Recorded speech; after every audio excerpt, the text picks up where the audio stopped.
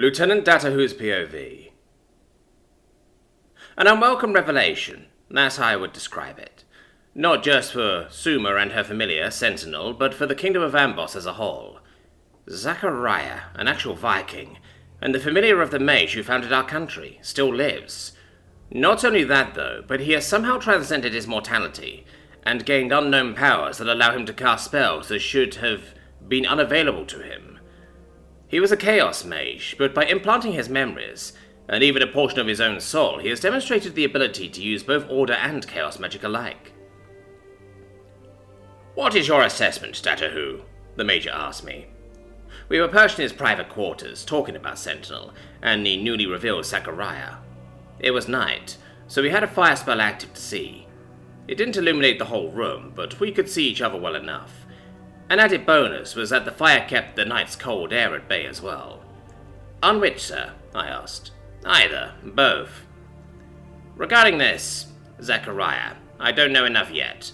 From what I do know, I would say it doesn't make sense." "Agreed.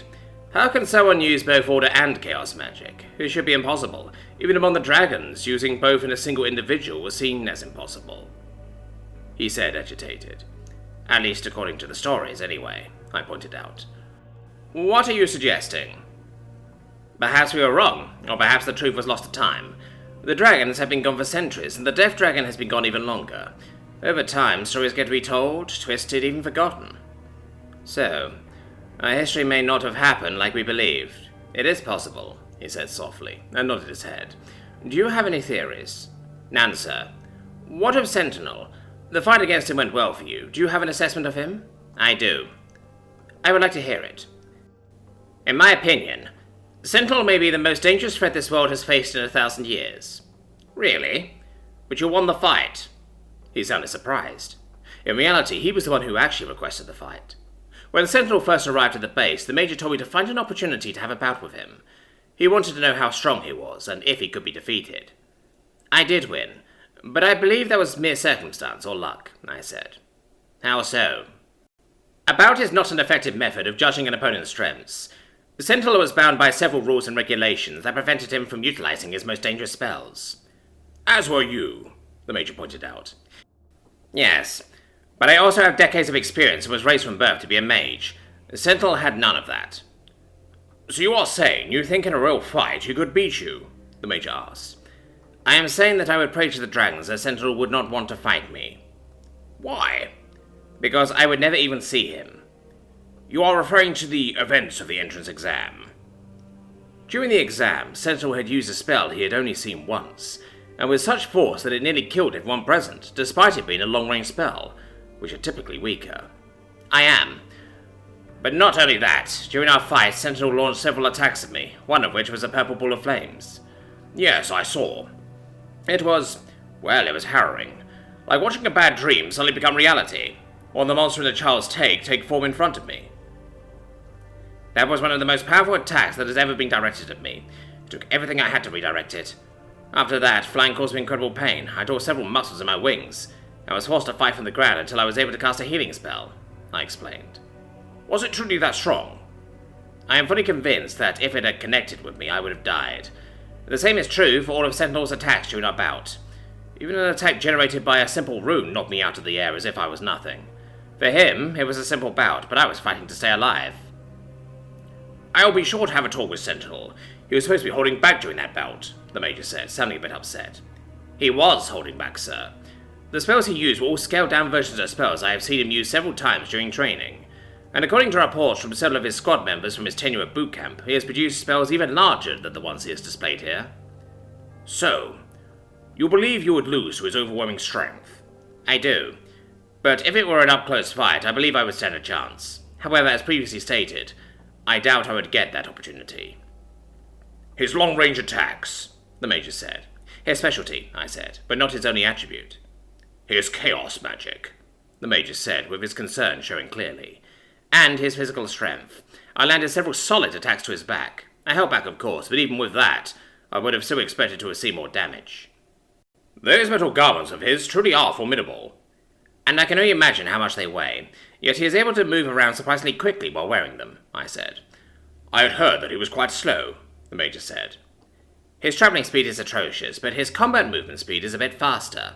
He is still rather sluggish, but I wonder how much faster he would be if he were not wearing those garments. And all of this is why you believe him to be so dangerous? The ability to deal massive attacks from beyond our striking range, a constitution able to withstand the attacks of an average mage, and access to magic so dangerous that it is illegal in almost every country in Atmosphere. Yes, sir. Sentinel is dangerous. What is your recommendation, Datahu? The Major asked. We take advantage of his one weakness. Which is? His master, Suma. Sentinel will continue to follow the orders of his master, so as long as we maintain a good relationship with her, Sentinel will remain our ally. Jake's POV. I was at home in my apartment, lying in bed. In my hands was all the magic I was able to muster while still on Earth. A single navy blue orb about the size of a golf ball. Over a year of training and practice, and this was all I was able to create outside of Suma's world. If I switched to the new method of using my own internal mana instead of mana I collect from the environment, then the orb turns purple and gets smaller, coincidentally about the size of a grape. If I try to summon any of my weapons or my armor, nothing happens, but I do get a feeling that I am getting close sometimes. I let the orb dissipate and pulled out my phone from my pocket to call my mum. Hello? She answered. Hey mum, just calling to let you know I'm home now, I said. My, you stayed rather late today, didn't you?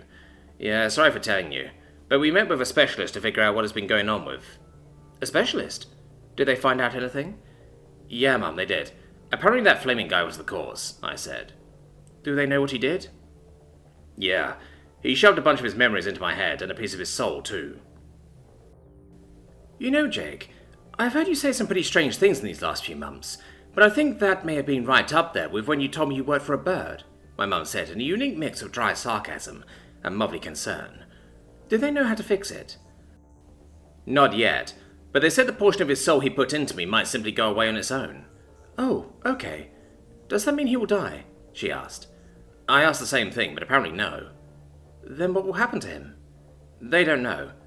They haven't ever seen something like this before. Apparently it used to be a fairly well-known thing, but it stopped being used a long time ago, I explained. Our conversations have gotten a lot stranger than they used to be, haven't they? Mum pointed out. I laughed a little and agreed. I explained a bit more about what happened and the results of Suma's delve. Since she hadn't had as severe a reaction to the memories, they figured that what she experienced was most likely a kind of overflow from me. After spending a little while talking, we hung up. It was about 8 o'clock at night now, and I was starving. I made a sandwich and sat on my couch to watch some TV. I expected to have a quiet night at home, but maybe that was hoping for too much, because a few minutes after I finished my sandwich, there was knocking at my door. I got up to see who it was. Hello? I said, through the closed door. Are you Mr. Jake Vendel? The voice outside said. It was a man's voice. I looked through the peephole and saw 2 people in officers' uniforms. We are with HMRC, Her Majesty's Revenue and Customs. We need to have a word with you, sir.